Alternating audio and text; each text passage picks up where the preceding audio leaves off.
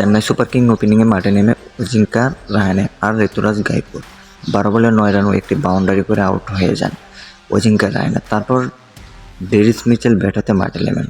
ঋতুরাজ গাইকোয়াড় খেলাকে সামনের দিকে এগিয়ে নিয়ে যাচ্ছিল। 54 বলে 98 রান ও 10টি বাউন্ডারি ও 3টি সিক্স করে আউট হয়ে যান। তারপর খেলাকে ধরে রাখছিল ডেরিস মিচেল। 32 বলে 52 রান ও 60টি বাউন্ডারি ও একটি সিক্স করে আউট হয়ে যান। 20 ওভারে 3 উইকেটে 212 রানের টার্গেট দেন চেন্নাই সুপার কিং। তারপরে হায়দ্রাবাদ ব্যাটিংয়ে এসে খেলার শুরুতে অনেক ভালো খেলেছিল, কিন্তু বেশিক্ষণ টিকে থাকতে পারেনি। চেন্নাই সুপার কিং এর বোলার তুষার দেশপান্ডে একাই 4 উইকেট তুলে নেন।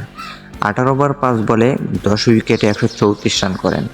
তবে চেন্নাই সুপার কিং আবারও প্রমাণ করে দিল একটি টিমের জন্য একটা বোলার কতটা গুরুত্বপূর্ণ।